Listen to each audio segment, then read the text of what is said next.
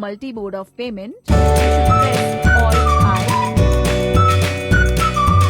Under single mode of payment, we can see payment mode as cash only, whereas under multi-mode of payment, we can see gift vouchers, credit debit card, check and cash.